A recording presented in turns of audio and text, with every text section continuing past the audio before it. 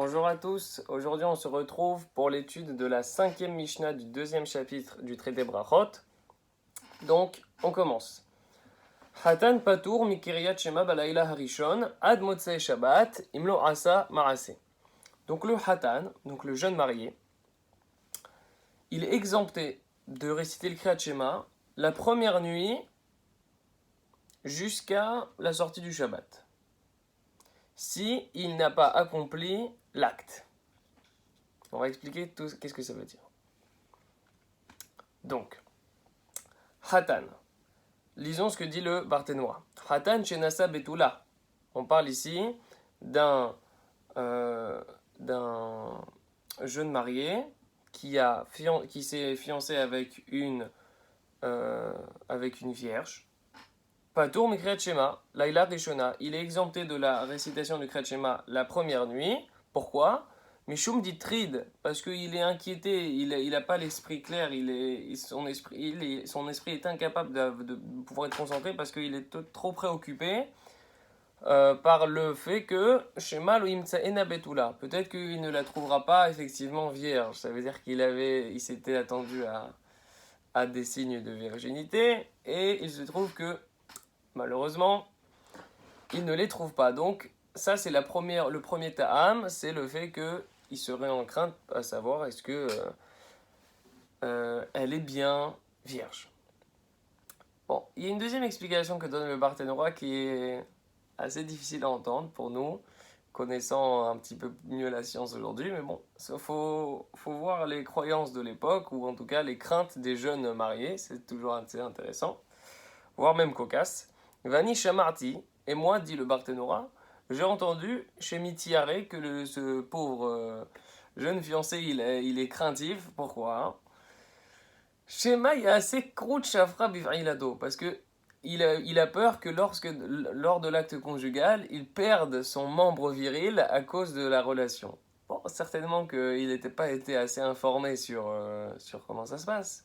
Et qu'il s'est dit, ah, je sais pas où est-ce que je vais, et que je vais perdre mon membre. Bon, en tout cas, quoi qu'il en soit, c'est que le type, peu importe la raison, euh, d'autres raisons sont d'ailleurs ramenées, mais en tout cas, les deux que ramène le Barthénois font en sorte que ce fiancé-là, les fiancés d'une manière générale, ils vont être préoccupés de telle sorte qu'ils ne pourront pas se concentrer. On va me dire alors s'il est préoccupé. Ve tirda des mitzvahi. Le point essentiel, c'est de dire qu'ici, en fait, c'est une préoccupation, c'est un stress qui est lié à une mitzvah. La mitzvah d'avoir une relation avec sa femme, car c'est une mitzvah. Donc, c'est un commandement. Donc, puisque c'est une mitzvah et qu'il est taroud, il est taride, il est préoccupé par cette mitzvah-là. Verachamana Amar, Dieu il a dit, dans le schéma, on le dit, tu réciteras le schéma sur ton chemin en route. Belechet didar ou dimchayevat. C'est que lorsque tu es dans ton propre chemin à toi, ça veut dire lorsque tu vas faire tes courses. Par contre, des mitzvahs, ptirat. Par contre, si tu es dans le chemin pour faire une mitzvah, donc le chemin, c'est pas apprendre au pied de la lettre, ça veut dire si tu es dans une démarche de faire une mitzvah, alors tu as été exempté parce que tu ne dois faire le schéma que Uvlertecha baderer, mais pas Uvlertecha be mitzvah. Donc c'est Uvlechet mitzvah. Donc quand tu iras en chemin vers une mitzvah. Et puisqu'il est taré, il est préoccupé par ça, alors Dieu l'a exempté. Qu'est-ce que c'est? Alors on a dit qu'il était patour, mais jusqu'à quand? Il n'est pas patour indéfiniment? Non. Il est patour depuis la première nuit où il a fiancé, où il a marié plutôt, jusqu'à la sortie du Shabbat. Ad Motzei Shabbat. Donc jusqu'à la sortie du Shabbat, il est patour. Pourquoi? Imlo Asama, c'est s'il n'a toujours pas eu de relation avec elle. Donc c'est l'acte, ici on fait référence à l'acte conjugal. Donc, Imlo Asama explique le Barthénois, Imlo Ba'al ad Motzei Shabbat, Shemar Balelot, Tarid. Donc, s'il n'a pas encore eu de relation avec elle jusqu'à la sortie du Shabbat, ce qui fait en tout 4 nuits, on va expliquer pourquoi, alors il est toujours préoccupé pour les différentes raisons qu'on a vues plus haut. Euh, Ve'elach, ou Misham Ve'elach, mais à la suite de ça, pourquoi Motsei Shabbat? Parce qu'à la suite de Motsei Shabbat, ça veut dire après que 4 jours soient déjà passés, Gas, Libo Gas, bah, Vetulo Tarid. Il s'est habitué à elle, ça veut dire même s'il va pas trouver les signes de virginité, bon, il se sera déjà attaché à elle et il va pas se mettre en colère de telle sorte qu'il la répudiera à cause de ça ou qu'il annulera le mariage à cause de ça. Ça veut dire on estime qu'en l'espace de 4 jours, une relation se sera déjà mise en place de confiance, enfin d'amour et d'affection se sera déjà mise en place de telle sorte que malgré la déception qu'il pourrait avoir, il n'envisagera pas de divorcer à cause de cela.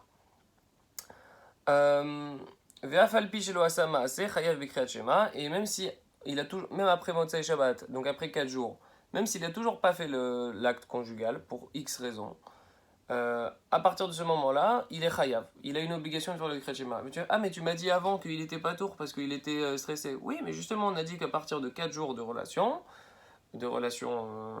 pas intimes, mais de relations mari-femme, quoi, de manière générale, eh bien, d'affection, eh bien, il n'est plus susceptible de vouloir d'être stressé, d'être préoccupé, parce que de toute façon, il s'est habitué à elle, et donc, en conséquence, il est plus autant préoccupé, et donc, il a la capacité de faire le schéma à partir de Motsei Shabbat. Alors, pourquoi 4 jours, on a dit?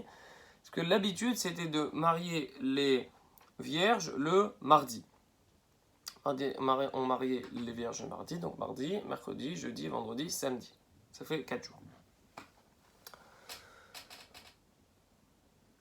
Donc, on nous raconte, on reprend le texte de la Mishnah, Maaseh Rabban Gamliel. Donc on a une fois où Rabban Gamliel, il a eu on raconte une histoire à son propos, chez Karab Rishon Shenasa, où il a effectivement lu le Kriyat Shema, la première nuit où il s'est marié.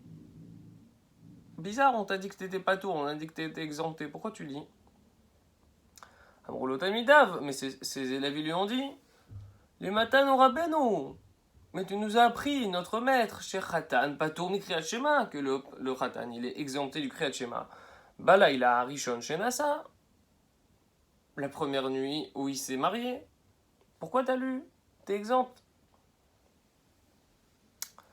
Amar Lahem, il leur a répondu, Reou, il leur répondit, Eni Shomei Alachem, je ne vous écoute pas, Levatel Mimeni Malchut Shamaim Afilu Sha'achat.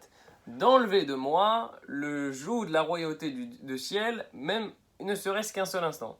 C'est-à-dire que moi, Rabban Gamliel, même si je suis exempté, je ne vois pas ne pas prendre sur moi le Ol Shamaim, ça veut dire le joug d'Akadosh Baruch Hu sur moi, chose qu'on fait lorsqu'on fait le schéma.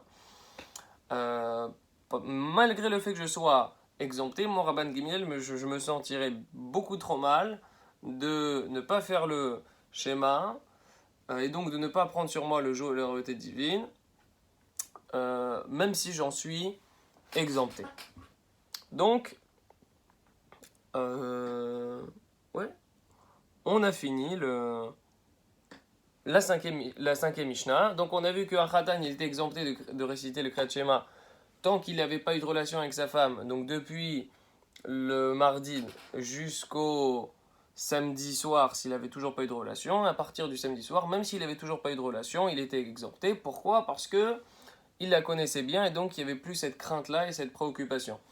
À la suite de ça, on nous raconte l'histoire de Rabban Gamliel qui a effectivement lu le premier soir bien qu'il était exempt, et c'est ça, ses élèves lui ont demandé pourquoi tu agis ainsi, et ils lui ont expliqué que pour un individu comme lui, c'était inconcevable de ne pas réciter le schéma et de ne pas prendre sur lui le joug de la royauté d'Akadosh Baruch Hu, et c'est la raison pour laquelle il a récité le schéma bien qu'il en soit exempt.